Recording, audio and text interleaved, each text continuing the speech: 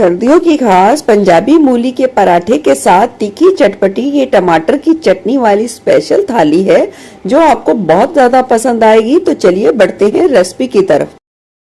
पराठा बनाने से पहले हम पराठे के लिए आटा लगा के तैयार करेंगे। तो यहाँ मैंने एक बड़ी कटोरी लिया है गेहूं का आटा, 1/4 चम्मच डाल देंगे नमक, 1 चम्मच के करीब डाल देंगे घी और उसे अच्छे तरीके से मिला देंगे।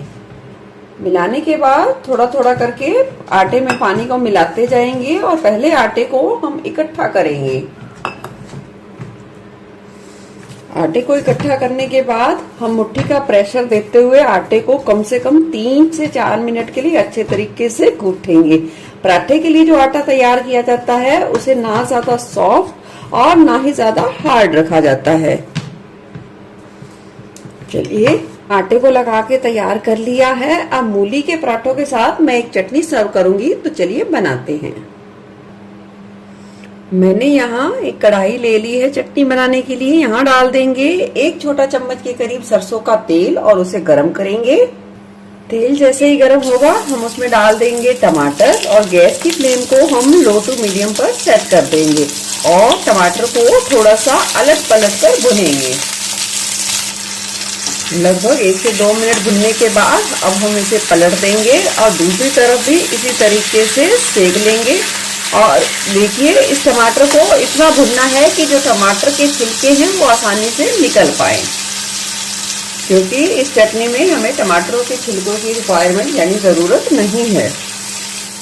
चलिए टमाटर भुन गए हैं, ये देख सकते हैं स्किन इसकी अलग होना शुरू हो गई है।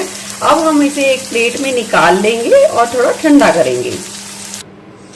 टमाटर को हमने अच्छे तरीके से ठंडा कर लिया है। अब हम इसके ये छिलके हैं उसका यूज नहीं करने वाले, तो हम चटनी के लिए निकाल लेंगे। चलिए टमाटर का छिलका निकालने के बाद डाल देंगे इसमें एक बड़े साइज का कटा हुआ प्याज, 1 छोटी मुट्ठी डाल देंगे हरा धनिया, थोड़े से पुदीना के पत्ते, स्वाद के अनुसार हरी मिर्च, थोड़ा सा अनारदाना या अमचूर, स्वाद के अनुसार डालेंगे सफेद नमक, स्वाद के अनुसार ही डाल देंगे थोड़ा सा काला नमक, थोड़ी सी डाल देंगे कुटी काली मिर्च, थोड़ा सा डाल देंगे भुना जीरा पाउडर, 2 से 3 कलियां डाल देंगे लहसुन की। अब इस चटनी को हम दरदरा सा कूटेंगे। याद रखें इस चटनी को दरदरा सा कूटना है।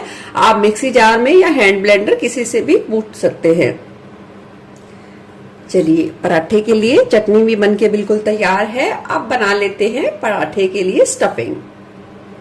पराठे के लिए यहाँ मैंने 2 बड़े साइज की मूली ली है, जिसे अच्छे तरीके से धोकर छिलकर कद्दूकस कर लिया है। और अब हम इस तरीके का एक सूती कपड़ा लेंगे, उसमें ये सारी स्टफिंग को डाल देंगे। अब हम इस तरीके से एक पोटली बना लेंगे और इस तरीके से घुमाते हुए अच्छे तरीके से निचोड़ लेंगे।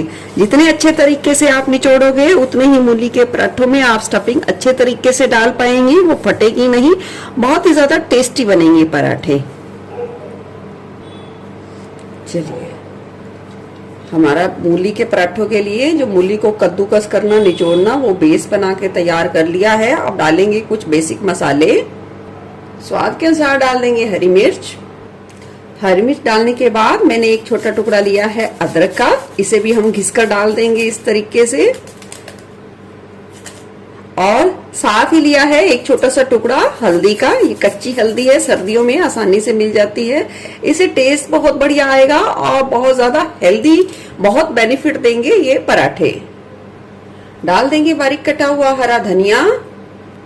स्वाद के अनुसार डाल देंगे नमक, भुना जीरा पाउडर, लाल मिर्च पाउडर स्वाद के अनुसार, कुटी हुई काली मिर्च, आधी छोटी चम्मच धनिया पाउडर, 1/4 चम्मच से थोड़ा सा ज्यादा अनारदाना पाउडर या अमचूर पाउडर, थोड़ी सी कसूरी मेथी, डाल देंगे थोड़ी सी अजवाइन।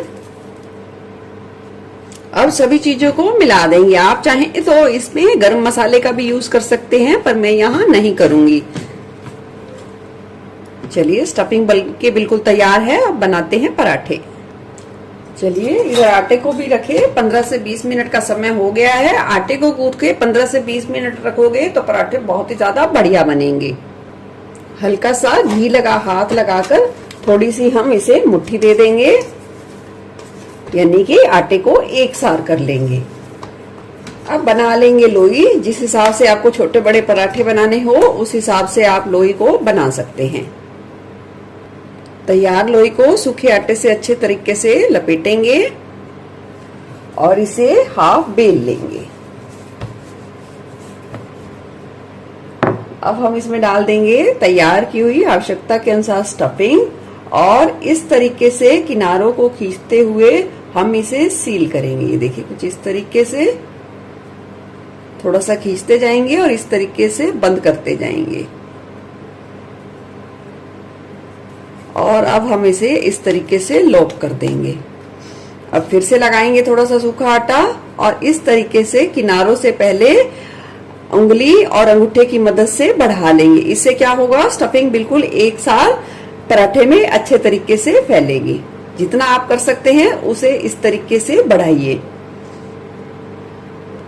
बढ़ाने के बाद थोड़ा सा सूखा आटा लगाएंगे आवश्यकता के अनुसार और हल्के हाथ का प्रेशर देते हुए पराठे को बेलेंगे।